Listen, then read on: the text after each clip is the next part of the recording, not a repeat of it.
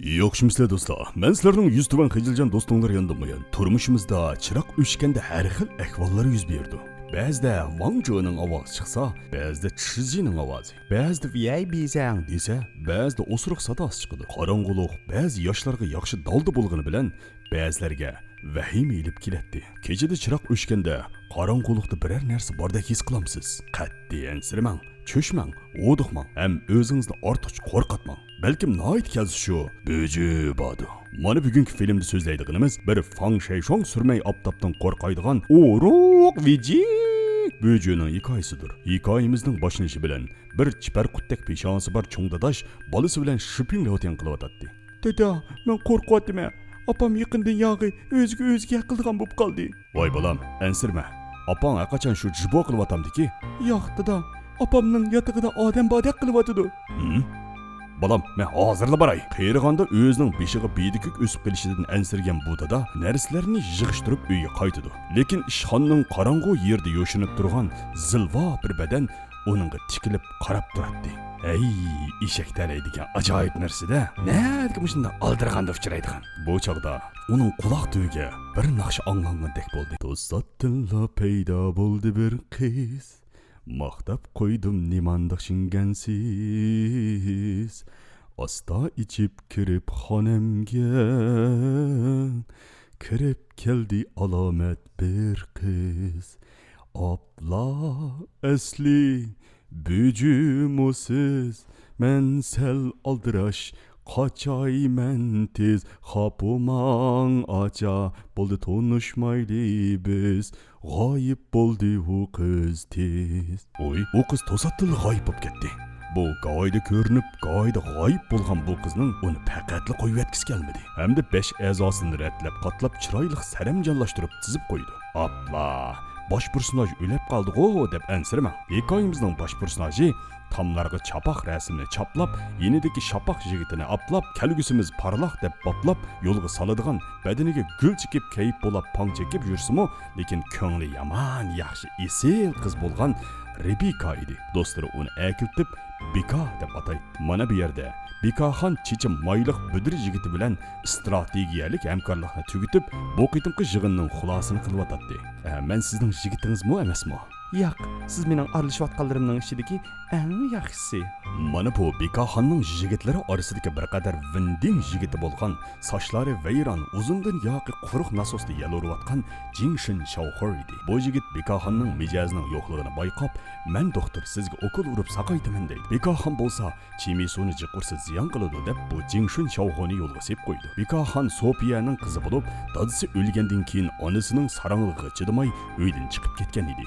Shaoshaygo bo'lsa, Bikaxonning ona bir dada boshqa inisi Mardin edi. Mardin yaqindan yog'i opsining yotig'idan chiqqan ovozlardan cho'chib turadi. Opa, nima ovoz bu? Hey balam, kash bo'lganda cho'nglarning ishiga aralashmay, tezroq uxlang. Bu bo'jining ovozi. Voy apa, kichik bola emasman. Bo'ji nima ish qilsin?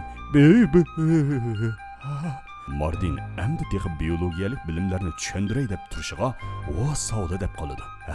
Asli dadamning burun balduroq yot balam, har qanday ovoz anglasangmi chiqmajumu degan rost ekanda. Mardin bu bo'jini ko'rib qattiq cho'chib ketadi.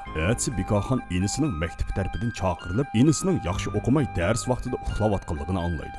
What? Uxlag'anlar uydagilarni chaqirdigan ish bo'lsa, men o'qiyotgan chig'imda dadam opam maktabda qo'nab qoladi ekanda. Ishonamanki, shu parta o'rindiqlarda mening toshqa aylangan sho'lgaylarim texichi bormiki? Hey Martin, yomon uxlaydigan bo'lib ketibsiz ya? Oqshom jibo qilganmi? Kichikkina turib, qo'y shu do'ying o'ynagicha siyib kirib uxlasangiz umamdi. O'ynasangizmi o'ynang, og'zingizni buzmay o'ynang afkam. Sizga chiqidek yeb baxmdingiz texi tayoqni. Shunga bilmaysiz. Sizning haqiqiy Jingshin Shaohor bo'lganingizga xili baldur. Mardin o'zining amaliyotda kecha bir bo'jining parokandichiligiga uchrab kelayotganligini aytadi. Hamda hadisining uyda xotirjam bir uxlavog'isi borligini deydi. Afkam, adangning uyi texmi varaqchira. Bu chaqda Mardin o'zini parakanda qilayotgan nur ostida jamolni ko'rgini bo'lmaydigan bo'jining asli ismi Nurjamol ekanligini, har kuni soat kashf bo'lib, jahon tinjiganda uning chiqib naynaqshib haqqa baram bermaydiganligini aytadi. Bekaxon bo'lsa o'zining uni biladiganligi, o'zining sabiy bola vaqtida ashundoq parakanchilikka jiq uchrab, shunga uyda turmay sirtqa ko'chib chiqib ketganligini aytadi. Inisining yolurishi bilan Bekaxon amalsiz inisini opasining indidan ilib ketib o'zining uyida qondirdi. Yerim kechi bo'lganda, eliq avoq zangi Nurjamol Bekaxonning yotog'ining oldida yerni birni bilan qilib o'ltiradi. Bekaxon, "Viyay, mendan yo'shirim bu yerim kechada shavka o'yayotgan kimdi?" deb asta yiniq berishiga, "To'satdin, bu bo'ji baul qilib Bekaxonga itiladi." Bekaxon darhol chiroqni yondirib, bu bo'jidan qutulib qoldi. Mana bo'jilar ichidagi kasbiy bo'ji bo'lib, uxlab qolganlarga qat'iy etishmay, asta o'qitib yuragini alatdi. Әтсі әмі işlarga aralashishga amroq bo'lgan bolalarning huquq manfaatini qo'g'dash jamiyati Martinni onasining qishiga ilib ketadi. Bekaxon uyini yig'ishtirgan chaqda polning ostidan bir xatlarning borligini ko'rib qoladi. Polning ustiga Jingshin deb yozilgan edi. Asli bu qizmi bir Jingshin Shoujeje ekanda. Shundoq qilib Bekaxon bekor-bekordan o'ziga ish tepilish uchun yigitini boshlab onasining uyiga kelib, bu ishning tegdaktini surishtirmoqchi bo'ladi. Amaliyotda Nurjamol kichigida dadasidan yetim qolgan bir qiz bo'lib, bu qizning nihoyatda oz ko'rilgan ter kesli bor edi. Әмді Нұрдың қоқ айтты. Бұл қыз Бекаханның онысы білен Сараңла санаториясында бірлікте давалынып ататты. Bir qitimliq davalış jarayonida Nurjamol baxtga qarshi parga aylanib ketadi. Shu kundan boshlab Böjuga aylanib ketgan Nurjamol Bekaxonning onasining soyasida yashaydigan bo'lib oladi. Nurjamolning na'dan na'ga chiqqanligini aniq biladigan onasi o'g'liga tanishtirib qo'ymoqchi bo'ladi. Balam, hozir ba'zi qizlarning chiroyiga ishinib ketgani bo'lmaydigan bo'lib qoldi. Hammasi girimga ustib ketdi emasmi? Shunga men sana o'zimiz biladigan bir qizni tanishtirib qo'yay. Xosligini saqlab kelayotgan bir isil do'stim bor. Kelin qilib olaymi deyapti, men balam. Opa, men tek kichik uning ustiga toshqan jinda atrofidagi cho'pni yemaydi. Hey, nadan balam. Maladin yaxshidir quvvatli chingtang, tuqqandan boshlaydi qo'yishni beshang deganni anglamaganman. Va bu tanishadigan shu bilishadiganlar bilan aralashmay kim bilan aralashimiz balam? Opa, undoq qilma. Ma qiz albat bashirga. Mening yosh qunchugulimni vayron qilib etma. Hey, balam. Cho'ng bo'lganda bilib qolsa, chiroqni o'chirib etsa hammasi o'xshash. Martin onasining gapiga kirmay chiroqni yondirib, Nurjamolning g'azabini qo'zg'ab qo'ydi.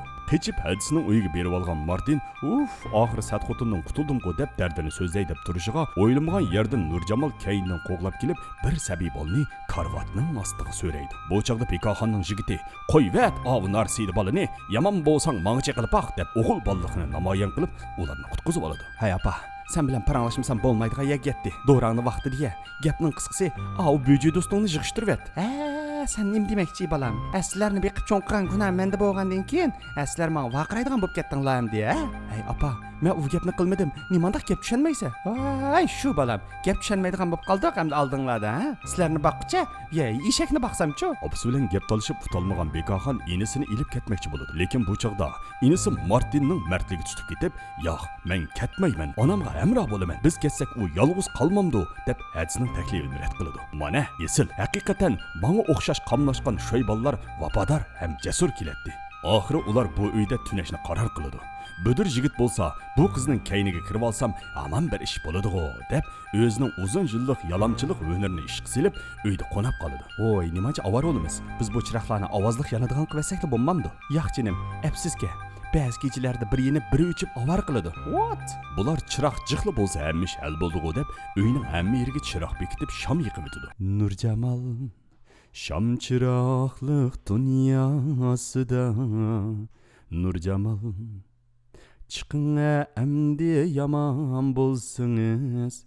Lekin kimmi o'ylasin, Nurjamol Jishovda dengonliq o'qigan bo'lib, bir kuni bilan tamoshani boshlab o'tdi. Hamda nayrangvozlik bilan Bekaxon bilan Martinni ombar uyiga solab qo'ydi.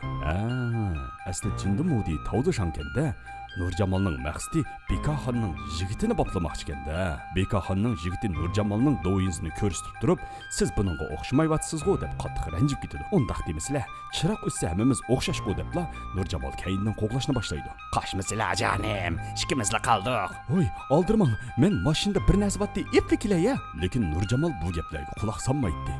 Ambarga solinib qolgan hadi inishkisi nima qilishini bilmay cho'chib o'ltiradi. "Acha, men bir amal topdim" degan haqini. "Biz do'ying tatib o'ynaylik. Bunda fursat oz uchraydi. Voy, ufkam, kichik bo'lgandan keyin kechki telefon o'ynamay, bir o'qishon o'qi." Nurjamol bularni asta qo'rshab kelyotdi. Bekaxonning kallasi tuyuqsiz ishlab, intayin yaxshi amaldan birisi keladi. "Voy, apa! Apa! Voy, apa!"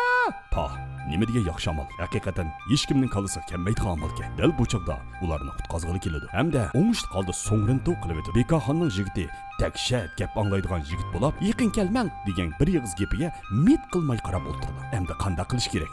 Bu er talish majrosini qanday oxirlashtirish kerakdi? To'satdan hamma ishni keltirib chiqargan bu bechara ona paydo bo'ladi. Hamda o'zini qurbon qilish badaliga Nurjamolning jamolini ko'k so'raydi. Mana bu kinomi tugdi. Hamda shuni so'rab boqqim kelyapti. Mush aranglarda qorong'udan qo'rqadigan qizlar bormi? Ya boshqa maqsad yo'q. Shu og'inam so'rab boq deganda. 抖音